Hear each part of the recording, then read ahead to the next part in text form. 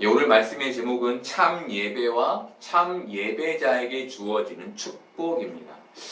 그리스도인들은 하나님께 영과 진리로 예배해야 합니다. 이것은 모든 그리스도인들에게 예수님께서 해주신 말씀입니다.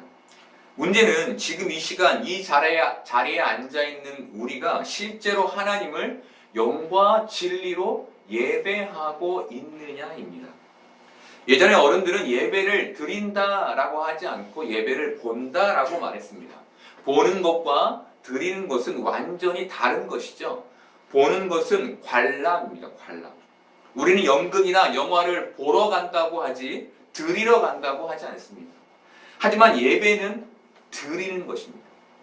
관람이 아닌 참여를 말하는 것이죠. 나의 마음과 육신을 하나님께 내어 드리는 것이 예배인 것입니다. 현재 한국 기독교가 가진 문제 중에 하나는 예배자들이 관객이 되고 있고 예배가 쇼가 되고 있다는 것입니다.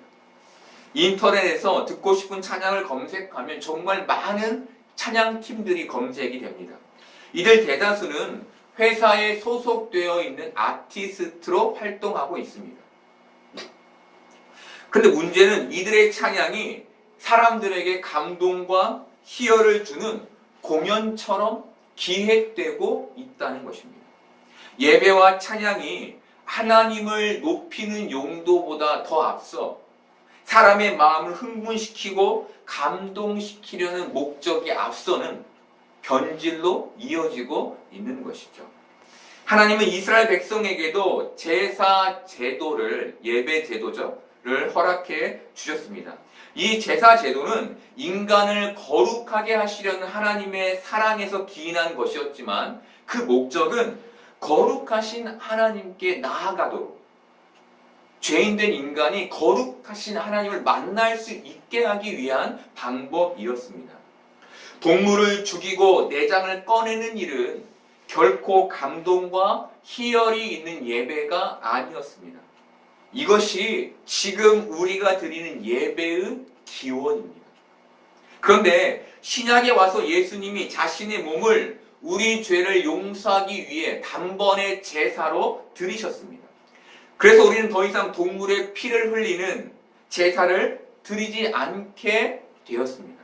하지만 그렇다고 예배의 목적이 변한 것은 아닙니다. 바울은 로마서 12장 1절에서 그러므로 형제들아 내가 하나님의 모든 자비하심으로 권하노니 너희 몸을 하나님이 기뻐하시는 거룩한 산 제물로 드리라. 이는 너희가 드릴 영적 예배니라 라고 말했습니다. 내가 예수님의 죽으심처럼 산 제물로 하나님께 드려지는 것, 내가 동물의 피를 빼고 내장을 꺼내듯 하나님 앞에서 죽는 것, 이것이 영적 예배라는 것입니다. 우리가 동물의 각을 뜨고 피를 받을 필요는 없지만 나를 죽이는, 나를 각드는, 나를 잡는 행위를 하는 것이 예배라는 것이죠. 그런데 사람들은 자신을 낮춰서 하나님을 높이는 예배를 원하지 않습니다. 사람들은 찬양팀과 목사가 전해주는 감동을 누리기를 원합니다. 이들은 자신의 스트레스를 풀어주고 자신의 기분을 달래줄 말씀을 듣고 싶어 합니다. 문제는 많은 기독교인들이 진짜 예배의 목적을 상실한 채 진짜 예배가 무엇인지를 모른 채 진짜 예배의 은혜를 오해한 채 지금 내 감동이 곧 은혜라는 착각 속에 예배한다는 것입니다. 이것이 너무 편만해서 문제성을 느끼지 못한다는 것입니다. 오히려 그 반대로 내 마음을 감동시켜주는 그런 예배가 아니면 은혜를 받지 못한다는 것이죠. 은혜 받았다는 얘기를 안 한다는 거예요. 그리스도인들에게는 은혜의 복음이 주어졌습니다. 말 그대로 우리는 은혜의 복음을 가진 사람입니다. 이 말은 우리가 이미 은혜를 받은 사람, 은혜 안에 있는 사람이라는 말입니다. 그런데 어느 순간부터 우리는 은혜를 찾게 되었죠. 그리고 그 은혜의 격을 낮추게 되었습니다. 사람들은 은혜를 자신을 감동시킨 목사를 향한 찬사로 사용하게 됐습니다. 또한 어른들과 달리 젊은 청년들과 청소년들은 시각과 청각에서 은혜를 누리게 되었습니다. 찾게 되었습니다. 이들은 화려한 조명과 감미로운 반주가 나올 때 은혜를 경험합니다. 이것은 많은 대형교회가 레이저와 조명과 세련된 음악을 사용하는 이유이기도 합니다. 그들의 마음을 그런 것들을 활용하여 얻으려 하는 것이죠. 그런 것들을 활용하여 마치 은혜가 있는 것처럼 조장하는 것이죠. 교회가 사람들의 니즈를 채우는 곳이 되어 버린 것이죠. 니즈는 마케팅 용어입니다. 마케팅은 소비자에게 상품이나 서비스를 효율적으로 제공하기 위한 체계적인 경영 활동을 말합니다. 이렇듯 교회가 고객을 맞이하듯 교인들을 상대하게 된 것이죠. 여러분, 여기에는 교회의 인본주의화가 담겨 있습니다. 그것이 큰 물결로 교회를 덮치고 있는 것이죠. 하나님을 위한 예배가 아닌 사람을 위한 예배, 사람을 감동시키는 예배가 되어야 한다는 착각, 그 인본주의가 교회에 스며들고 있는 것입니다. 그리고 여기에는 대형화가 곧 하나님의 축복이라는 세계관이 자리 잡고 있습니다. 크고 화려하면 그것이 곧 축복이라는 가치가 담겨 있는 것이죠. 그것을 위해 세상의 것을 교회로 들여오는 것을 서슴지 않는 것입니다. 성도들의, 교인들의 니즈를 채우기 위해 그것들을 사용하는 것을 서슴지 않는 것이죠. 그런데 우리 예수님은 이 세상에 어떻게 오셨습니까? 마구간으로 오셨죠. 또 십자가의 영광을 위해 예루살렘에 입성하실 때는 어떻게 입성하셨습니까? 나귀 새끼를 타고 입성하셨습니다. 크고 화려한 것이 축복이라 여기는 이 세상의 세계관에 대치되는 모습으로 이 땅에 예수님이 오신 것이죠. 여러분, 이것이 우리에게 뭘 보여줍니까? 크고 화려한 것이 축복이 아니라 하나님의 뜻에 따라 사는 것이 축복이며 하나님의 뜻에 따라 하나님을 높이는 것이 예배임을 보여주는 것이죠. 예수님은 오늘 인본주의화되고 세속화된 예배에 하나님은 영이신 예배하는 자가 영과 진리로 예배할지니라라고 말씀하시는 것입니다. 너희 안에 들어있는 그 세속화, 너희 안에 들어있는 그 대형화, 그것 안에서 정말 주님을 예배한다는 것은 너의 마음에 영과 진리를 갖는 것이라고 말씀하시는 것입니다. 예배라는 단어는 영어로 worship입니다. worship. 이것은 가치라는 단어의 월수와 상태를 나타내는 ship의 합성어인데 뜻을 의역하면 가치 있는 것이라는 뜻입니다. 가치 있는 것. 예배는 자기 자신에게 가장 가치 있는 것을 자기 중심에 두는 행위인 겁니다. 그게 예배인 것이죠. 여인은 예수님께 진짜 예배의 장소가 어디인지를 물었습니다. 이것은 여인의 중심에 장소를 최고의 가치로 여기고 있었음을 보여줍니다. 여인은 어디가 진짜인지가 궁금했던 것이죠. 진짜를 찾아가면 자신의 기도에 응답받을 수 있을 것이라고 믿은 것입니다. 이때 예수님은 여인에게 이 산에서도 말고 예루살렘에서도 말고 너희가 아버지께 예배할 때가 이르리라 라고 말씀해 주셨습니다. 여인에게 하나님을 네 안에 가장 가치 있는 분으로 두는 것이 예배라고 말씀하신 것입니다. 너 자신을 만족시키기 위한 인본주의적인 예배가 아니라 여인이 성전을 찾았던 것은 자신의 만족을 위해서였죠. 그렇죠. 그런데 그 자신의 만족을 위한 인본주의가 아니라 하나님을 높이기 위한 예배를 드리라고 말씀해 주신 것입니다. 이 말씀은 오늘 예배를 드리는 우리에게도 동일하게 작용합니다. 여러분은 이 자리에 왜 나와 계십니까? 하나님을 높이기 위한 그 마음으로, 하나님을 예배하기 위한 그 마음으로, 하나님을 나의 중심에 가장 가치 있는 자리에 두는 그 마음으로 이 자리에 나와 계십니까? 아니면 내가 듣고 싶은 말을 듣기 위해 나의 신앙의 의무를 다하기 위해 이 자리에 나와 계십니까? 도대체 우리는 어떤 마음으로 이 자리에 나와 있는 겁니까? 우리의 진짜 예배는 하나님을 내 중심에 가장 가치 있는 분으로 둘 때 시작됩니다. 지금 여러분이 하나님을 내 중심에 가장 가치 있는 분을 두지 않는다면 아직 여러분에게 예배가 시작되지 않았다는 겁니다. 하나님은 바로 그렇게 하나님을 우리의 중심에 가장 가치 있게 두는 그 예배자를 찾으시는 것입니다. 그렇다면 우리는 왜 하나님을 높이는 예배를 드려야 할까요? 하나님도 높아지고 인간도 높아지는 예배면 더 좋지 않을까요? 근데 왜 하나님은 꼭 하나님만을 높이기를 원하시는 걸까요? 바로 하나님을 높이지 않는 모든 것이 우상 숭배이기 때문입니다. 하나님은 우상 숭배를 경멸하셨습니다. 하나님은 광야를 걷던 이스라엘 백성들에게 십계명을 주셨습니다. 우리는 여기에서 하나님이 우상 숭배를 얼마나 경멸하시고 싫어하셨는지를 볼 수 있습니다. 출애굽기 20장 3절부터 6절까지를 보겠습니다.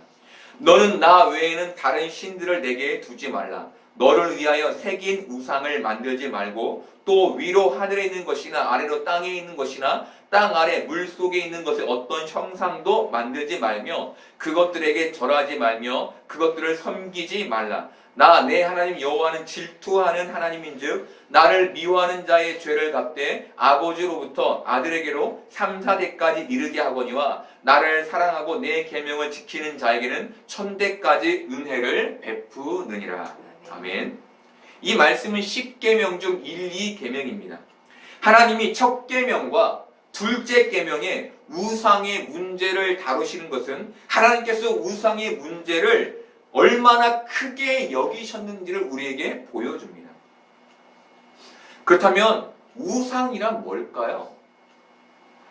하나님은 말씀에서 너를 위하여 새긴 우상을 만들지 말라고 하셨습니다. 하나님을 위한 게 아니라 나를 위한 거라면 그것이 우상이라는 것입니다.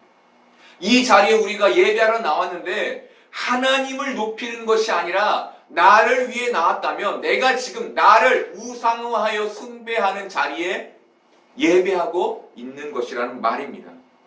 출애굽기 32장에도 같은 내용이 납니다. 이스라엘 백성들은 시내 산으로 십계명을 받으러 간 모세를 기다리다 지쳐 아론에게 우상을 만들어 줄 것을 부탁합니다.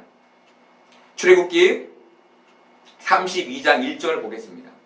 백성이 모세가 산에서 내려옴이 더딤을 보고 모여 백성이 아론에게 이르러 말하되 일어나라 우리를 위하여 우리를 인도할 신을 만들라. 이 모세 곧 우리를 애굽 땅에서 인도하여 낸 사람 어찌 되었는지 알지 못하니라.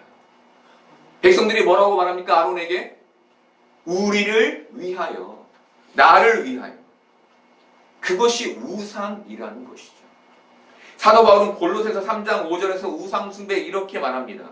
그러므로 땅에 있는 지체를 죽이라. 곧 음란과 부정과 사욕과 악한 정욕과 탐심이니 탐심은 우상 숭배니라. 앞에서 뭐라고 말씀드렸죠? 예배는 산 제물로 나를 드리는 것이라고 말씀드렸죠. 바울이 뭐라고 얘기합니까? 너희 지체를 죽이라. 탐심은 우상 숭배니라. 인간이 자신을 위해 가지려 하는 그 모든 욕심, 그 탐심은 우상 숭배라는 것입니다.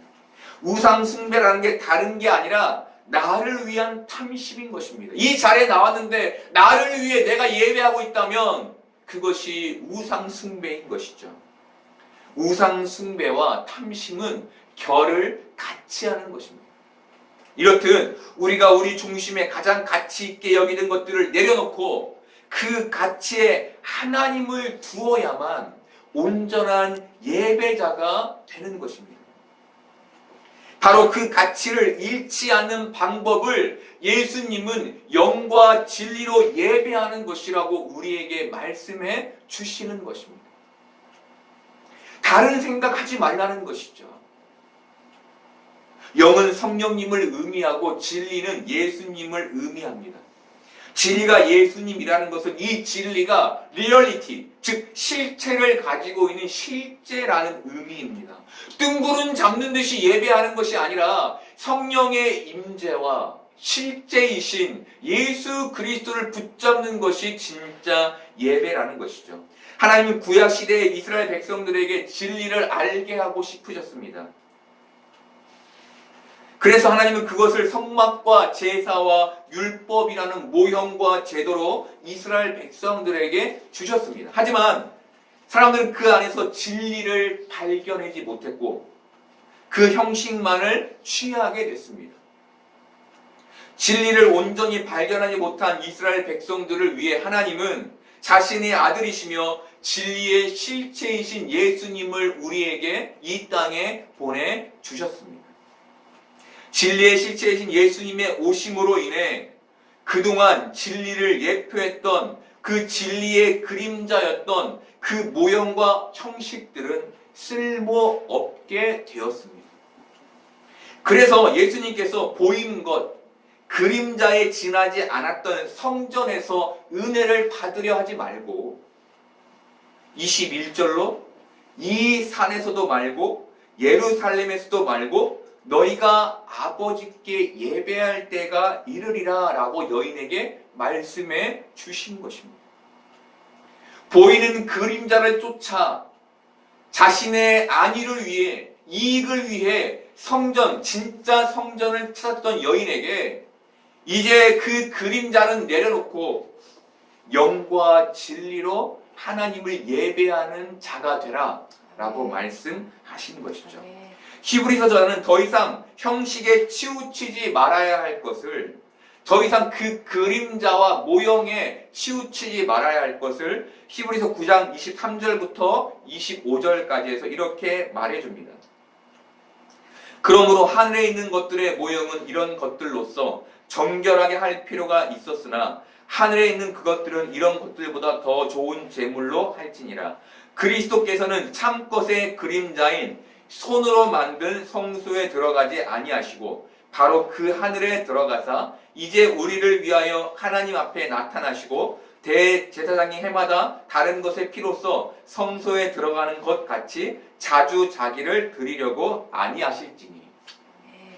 히브리서 저자는 예수님을 참것의 그림자인 손으로 만든 성소에 들어가지 않으신 바로 하늘에 들어가신 분이라고 설명합니다. 예수님이 진리의 실체이시며 하늘과 땅을 연결하는 중보자이시기에 이제 진리이신 예수님의 실체를 붙잡는 것 외에 다른 모형들은 필요 없다는 것입니다. 여러분, 모든 형식이 필요 없다는 말이 아닙니다. 우리의 예배는 이 형식을 뛰어넘어야 한다는 것입니다. 우리의 예배는 영과 진리로 이 형식을 뛰어넘어서 하나님과의 만남을 가져야 한다는 것입니다.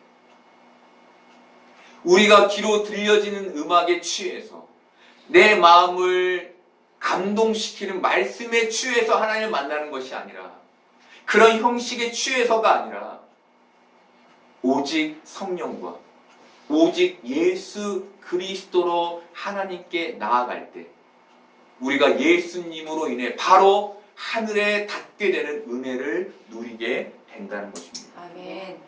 여인은 예수님에게 너는 이제 그림자나 모형이 아닌 오직 나를 붙들고 예배해야 한다고 말씀하신 것이죠.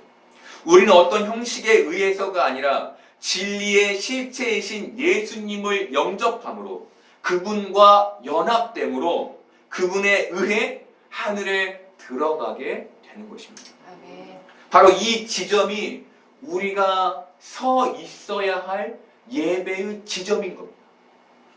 다른 어떤 거, 여기는 찬양이 좋더라, 여기는 말씀이 좋더라가 아니라 정말 내 안에 영과 진리가 가득한지, 그것을 확인하는 자리에 가는 것, 늘 확인하는 것, 확인하며 예배의 자리에 서는 것, 이것이 우리가 서야 할 예배의 자리인 것이죠.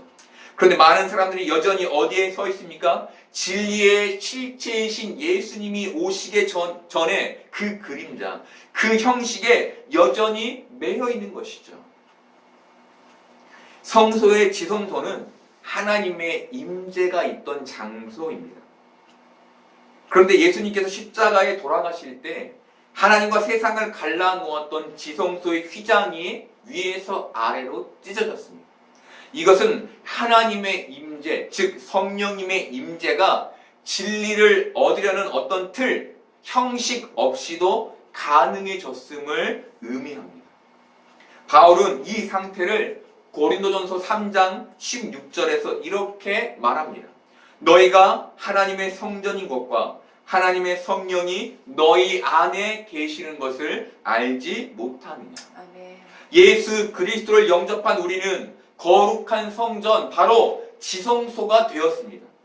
이 말은 우리가 더 이상 어떤 형식에 구애받지 않아도 성령의 임재를 누릴 수 있게 되었음을 의미합니다. 아멘. 그래서 내가 예배할 곳이 어디입니까? 라고 묻는 여인에게 예수님께서 23절로 아버지께 참되게 예배하는 자들은 영과 진리로 예배할 때가 오나니 곧 이때라.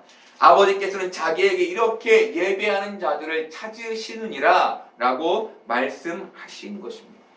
아멘. 여러분, 우리는 지금 내 가장 중심에 하나님을 가장 가치 있게 두고 있습니까? 지금 그 마음으로 하나님을 예배하고 있습니까? 여러분은 성령의 임재하심 가운데 붙들려 계십니까? 그 임재를 누리며 예배하고 계십니까? 그렇게 여러분이 지성소임을 깨닫고 그 지성소임을 알며 그 지성소의 은혜를 누리며 예배하고 있습니까? 여러분, 이것이 바로 영과 진리로 드리는 예배라고 하나님이 우리에게, 예수님이 우리에게 말씀해 주시는 것입니다. 이것이 너희가 드릴 진짜 예배라고, 너희는 반드시 이런 예배로 나에게 나와야 한다고 말씀하시는 것이죠.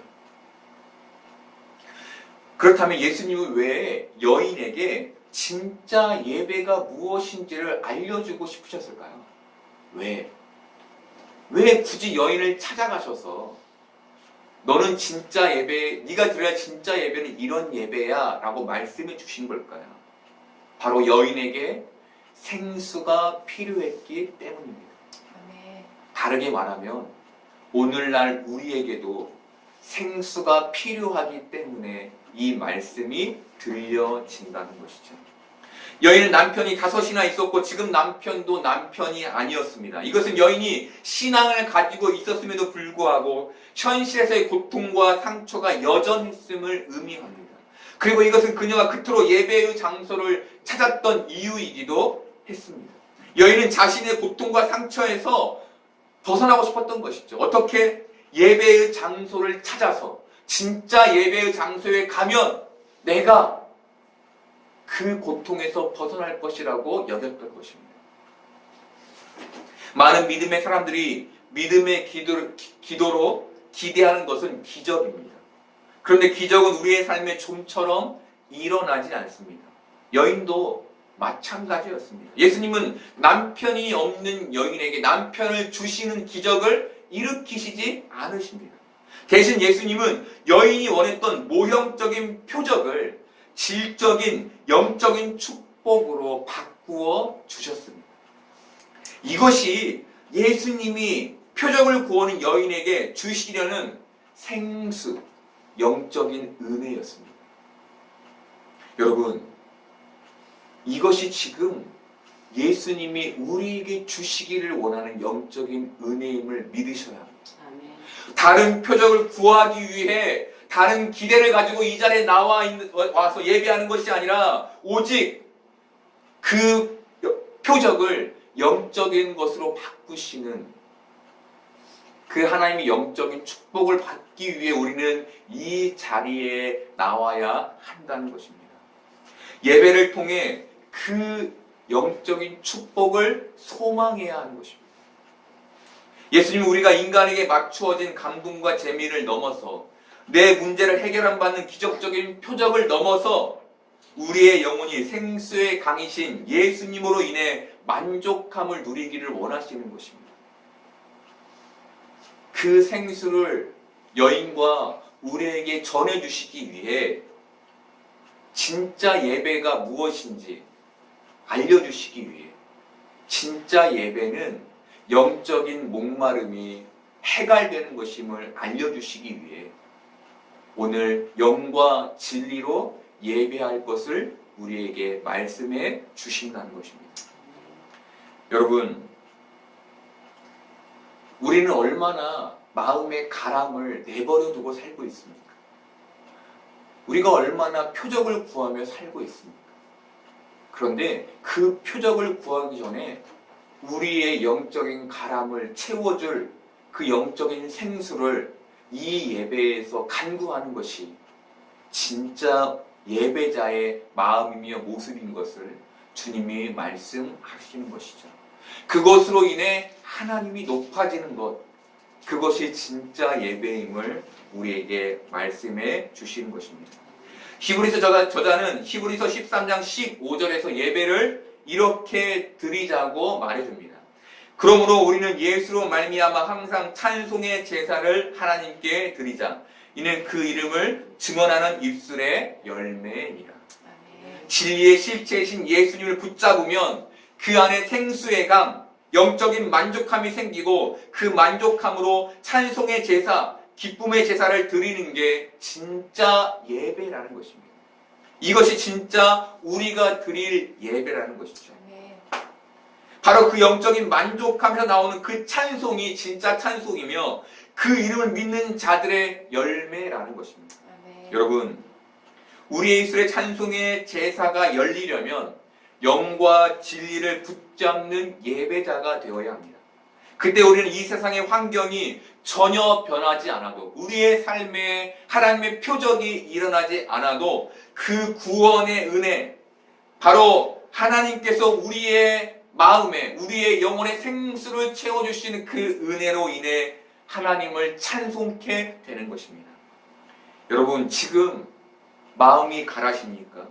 채워지지 않는 공허함으로 힘드십니까?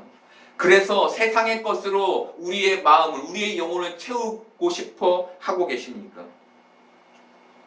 나아지지 않는 환경으로 인해 피곤하십니까? 성령님과 예수님을 붙잡는 예배자가 되시기를 바랍니다. 그러면 우리의 가람과 공허함이 채워지는 은혜를 누리게 될 것입니다. 공허한 은혜의 고백이 아닌 믿음의 고백이 우리에게 있게 될 것입니다. 그렇게 우리가 매주일 영과 진리로 하나님을 예배하며 하나님의 특별한 영적인 체험을 경험하는 복된 성도들이 되시기를 소망합니다. 아멘.